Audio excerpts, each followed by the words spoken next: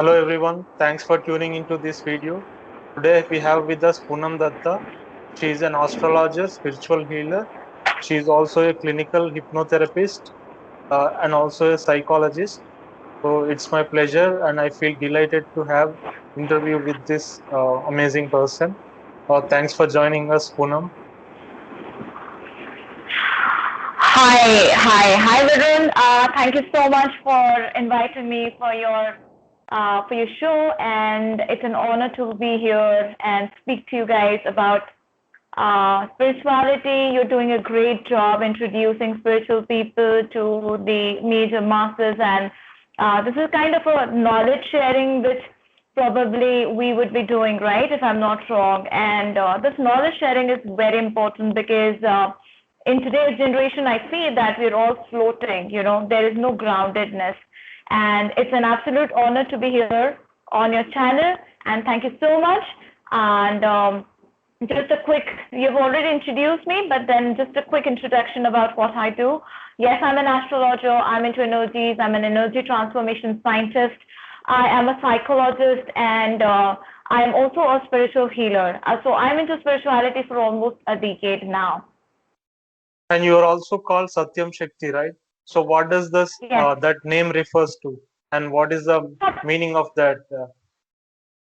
Satyam Shakti is basically because I was born in a temple. Basically, I was born in a Devi temple, which is a Jagdamba temple, and the priest over there who were praying, they named me Satyam Shakti because my mom she was a devotee of Jagdamba Ma Devi. She's one of the goddesses of Hinduism, and the priest, they were praying over there, and they, because I was a girl child, they named me Satyam Shakti. So Satyam Shakti is basically who stands for the truth. Satyam means truth, and Shakti means the power of truth, and this also indicates the power of Shiva. Okay, great. And also, Yeah. let us start with asking, um, what is spirituality? Is it about seeking God or is it about seeking truth? So in Western world, we find people uh, who does spiritual practice yet not believing the God. They follow Mhm. universe laws and they believe in universe. So what is the Mhm. main essence of spirituality? Tell us, comparing modern spiritual practice with traditional old Mhm. spirituality. Right. Coming back to the first question, that what exactly is spirituality? Let me first explain what I have understood out of spirituality is. Spirituality is all about the essence, basically, of understanding your own self, your own potential, and believing the fact that you are not just a normal human being, you're part of the universe, you're one soul with the Brahma, and your potential, the brain potential to grow and expand and to understand the universe in a better way, to become self-acclaimed, to be more confident, and to be able to, help and serve mankind, okay, to understand that you're not just a body, but a source of energy, and a part of the divinity itself is spirituality, according to me. Um, Now you've asked this question that, like what exactly is spirituality, and like how is it different from worshiping God, or like, the religion with spirituality. Let me explain it to you very clearly. It has nothing to do with religion. It has nothing to do with God. So in Hinduism, basically, there are like three things that have believed to be the essence of spirituality. The first is Janana, which is like knowing, the self-knowledge, the claimed knowledge about your body, yourself, the surrounding, the energies that you're associated with, the people you're associated with, that is knowledge. And of course, knowledge comes from a guru, or maybe the experiences that you've had in your life, the books that you read. It can be in any other form. The second thing is bhakti. Bhakti in itself, it indicates that the devotion that you have towards knowing yourself. Spirituality begins with knowing your highest potential, the potential for you to manifest anything and everything in this world, basically. and not be attached to any sort of ego.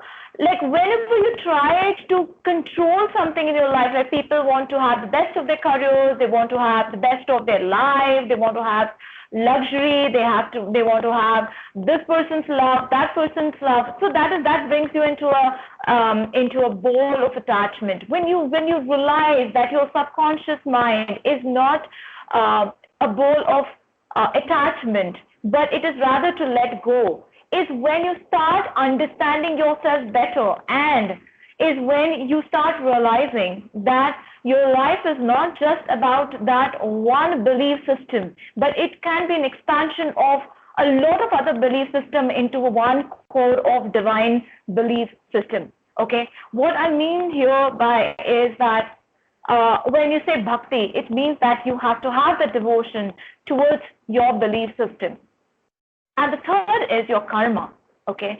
Now, what I mean by karma is, of course, the actions that you take in your day-to-day life. It can be like a good human being, or it can be in the form of some sort of work that you intend to do. That is also your karma.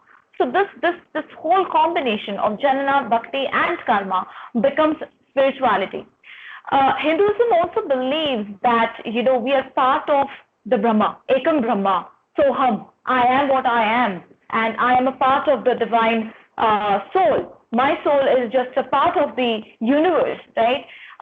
So it has actually nothing to do with believing in God, but it is basically believing in the one soul energy which is holding us all together, okay, in this world of energies. Okay, for me, God is it's a very reformed way of understanding that you are being healed, you are connected to the universe, and the universe within you is your divinity, is your God. So you don't have to go to a specific deity, or you don't have to go to a specific God. You don't have to believe in the religious aspect to become spiritual. You can be an atheist, but you can still be spiritual. Good. And tell us about the significance of mindfulness for the spiritual growth, and also tell us how to practice and improve the mindfulness on daily basis. So neuroscience says that mindfulness increases the cortex of the brain. Basically, this is like a gray matter which is the intelligence source, or the intelligence in your brain that gets enhanced with your mindfulness practice. Buddhism teaches the Eightfold Path, and which also indicates that, which says that your subconscious mind, it is controlling, and it is continuously suffering because you're attached to too many things in your life. Okay, even when people are meditating today, they think of multiple things. There's no focus. There's no stability in thoughts. Okay, you are surrounded with too many struggles in life, and you're so attached to that action, that core of struggle, that you tend to forget that this is what not spirituality teaches. Spirituality is all about controlling your thoughts in a more proclaimed, disciplined way. It is to change the negative thought process into positivity, and to convert it into something which can bring value to the table for major masses.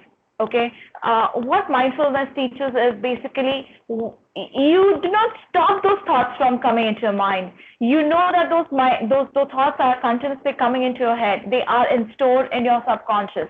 Okay, you don't put a stop to them. It's not possible to, because we are living in Kali Yuga and we have multiple thought processes, but you allow those thoughts to come into mind, and slowly and gradually take control over those thoughts. When you're able to control those thought processes, and you are able to streamline them in a more disciplined way, is when you are mindful and you stop manifesting the negative attachments that are surrounding your aura or your body. Great. Okay. So more often we hear that whenever a person undergoes a tragic or traumatic event which causes pain and suffering and so on, So that would lead for spiritual growth. But is there any other way around where with choice, if a person chooses some way of spiritual practice, is there any way of overcoming this pain and suffering? Interesting question. I think because I am in astrology and most of the people that come to me, they are suffering in their life, okay? And that's the reason they are looking for remedies. When you're happy, you're egoistic, okay? When you have achieved something in your life, you're not disciplined. But when you're suffering, when you are in pain, when you are in tragedy, is when you start realizing your self-worth, is when you start becoming humble, is when you start becoming more disciplined, okay, is the time when you actually start learning lessons in your life. And that wisdom, that inner wisdom, only comes through the sorrows, this little sorrows and the miseries that come into your life. You asked me a question that can spirituality be practiced otherwise, like without indulging or without getting into the sufferings? But then suffering is a part of your, I think it's a condition. It's a condition of the brain, right? You have conditioned your brain to suffer in life. Sufferings are, I think it's a person's choice, basically. And to convert that suffering into something productive and positivity lies a lot with you. Okay, when you suffer is when you become wiser, is when you start understanding the concept of karma, is when you start understanding spirituality, because happiness makes you very self-centered. You get so accustomed to being happy that you start controlling everything that is happening in your life. But when you're in misery, you learn to let go, you learn to forgive, you learn to streamline your life in a manner which will make your suffering lesser. And when you learn through that experience is when you start imparting that knowledge to other people. Hence, suffering has its own importance.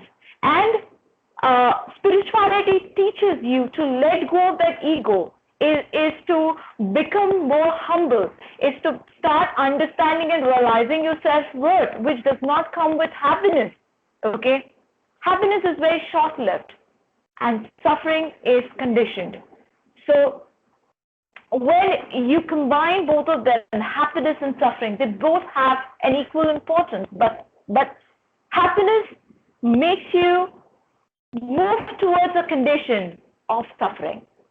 So rather than taking happiness as your goal, take the teaching as your goal, okay, what life has taught you, the experience has taught you, and then lead your life towards spirituality. Spirituality is about pureness of your soul, of your mind and your heart. And when your heart chakra starts opening up is when you start becoming spiritual and you are more recipient, or you're receiving more of positive energy in your surrounding.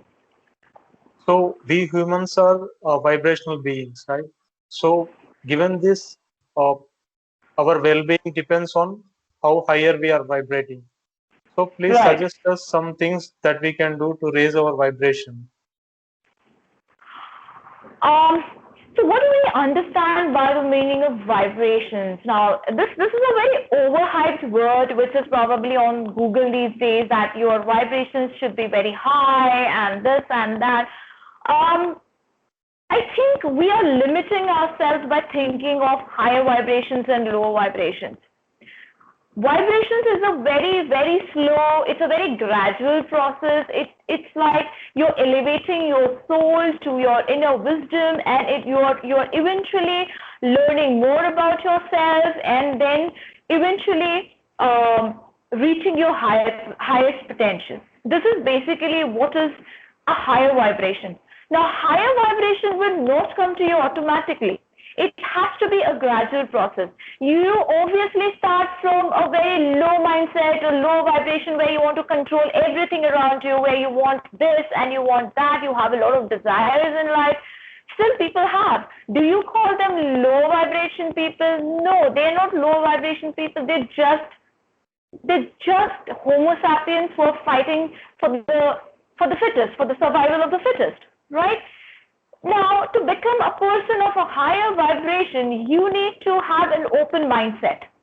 Be more open to new learnings, new strategies, and new ways of thinking, rewiring of brain, reframation of your thought process. Okay, this is how you reach to a level of higher vibration. Higher vibration can be practiced by calming your mind, practicing mindfulness, practicing maybe cognitive behavior therapy. It can have DDT as well. You can practice different EFT sessions, or you can merge within yourself to realize the positive source of energy that your soul can give you. Your soul is very pure, and to be in sync with your soul is how you reach your higher vibration. There are different exercises which you can practice to probably reach a higher vibration, but a few of them which you can probably do in your day-to-day life is practice meditation, do pranayama in yoga, do a little bit of brisk walking, eat healthy, do mindfulness exercises, practice different brain syncing exercises. If you can do twin flame meditation, would be very perfect for you guys. And what apart from that you can do is you can cleanse yourself. You can use essence oil. You can use sage. You can clean your space with candles, essence candles, and you can use and you can also take asphalt salt water bath. If you are into deity, like you are into you want to pray to a certain god, you can do that. Do some chants, some good chants. And yes, but the most important thing is to keep the best intention, like good intention for people, good emotions for other people, think best for the other person is when you start vibrating at a higher soul level. Yeah, great. Okay, now let's talk about Tantrism, and please tell us what is Tantrism and how it is useful for individual or a community. Interesting question. What is Tantrism in layman's language? If I explain you what Tantrism means, Tantrism is all about understanding your body. Now, your body, I don't know how many of you have seen the Sri Yantra. Okay, if you have seen the Sri Yantra in itself, okay, so the Sri Yantra depicts your body. Okay, this is how your body has been designed, basically. All right.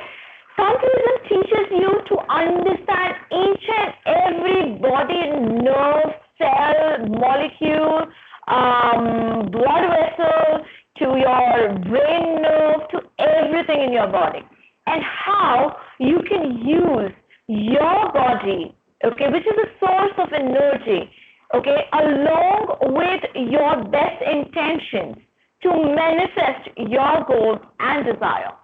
This is what is Tantrism. Tantrism is the best usage of your body. Is the best way you can utilize this you can say the armor of your soul, okay, to attain or to be in sync with your soul, which is your inner self, okay, to attain something of a higher vibration. This is what is Tantrism. Tantrism along with Mantrism, which is Manka Karak, okay, and Tantrism is something which is your Tanka Karak. So basically, Tantrism explains that what your body is capable of doing. And hence, it is very important to have very good health to practice Tantrism. Tantrism teaches you how you can take care of your body, how you can have innate and intimate love with yourself. That is Tantrism.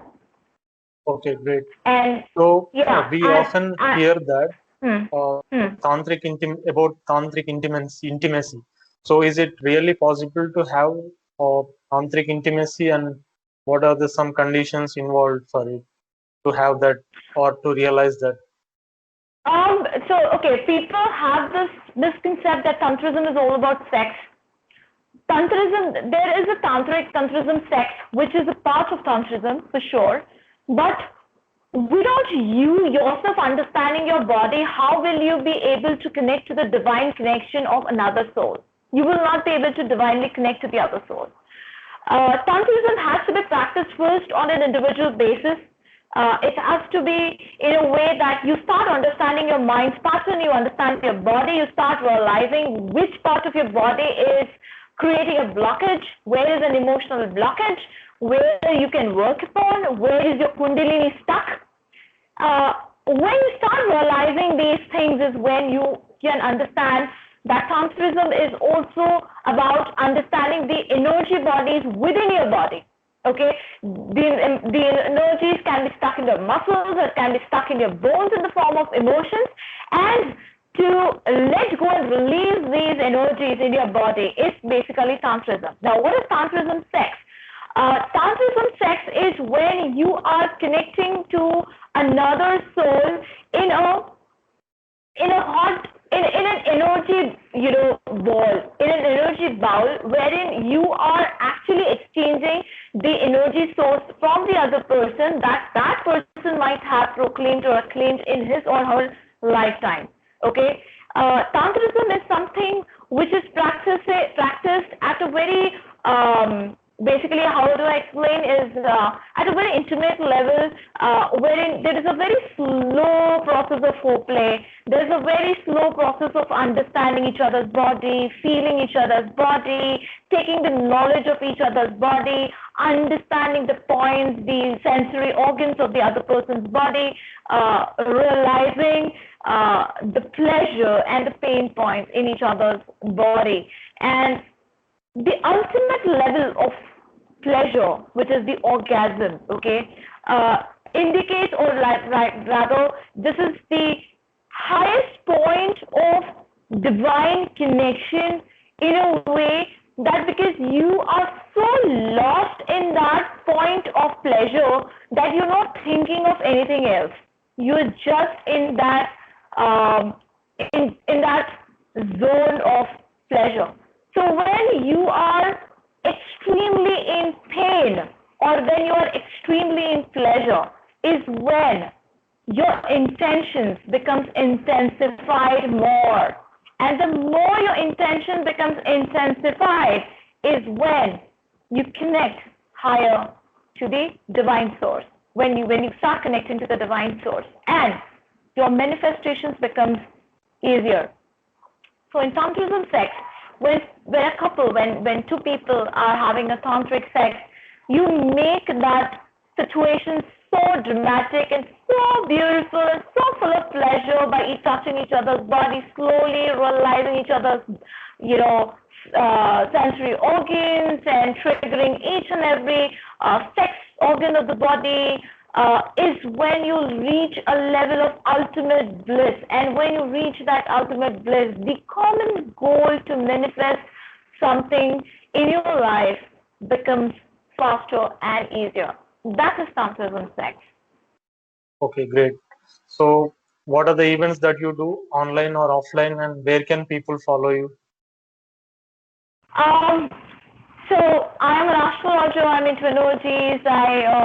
I'm a tarot card reader. I'm a palmist. I do face reading. I do aura check. I do twin flame healing. I'm a healer, so I'm into Reiki, Lama Fira. I'm into Theta healing, and I know like about 40 more modalities of healing, trance healing. I know hypnotherapy. I have been a past life regressionist as well. I am a numerologist, a Vastu consultant, and apart from that, like I'm a one shop wherein you can come to me and you can understand yourself and get rid of your problems. So basically, I'm a troubleshooter. I have a solution to all your problems, basically. Okay, and of course the psychology side, because it's very important that you connect spirituality with science. So I'm also a psychologist, so I conduct all these therapies, and I help people with mental health issues to overcome stress, anxiety, worries. And you can contact me on Instagram. I'm there by the name Heal Your Subconscious. I am on YouTube by the name Poonam Satyam Shakti, astrologer Poonam Satyam Shakti, or you can also follow me on Facebook by the name Poonam Datta. Okay. Yeah, cool. So I'm going to share all her links in the description below. Please follow Right. her. It will be very useful and very helpful for you. Thank you for joining us, Poonam, and please subscribe my channel. Thank you, Varun. The pleasure is all mine. It was lovely having you here on the show, and I'm really glad that I got a chance to speak to all your viewers, and you're doing an amazing job. You're doing an amazing job. All the best.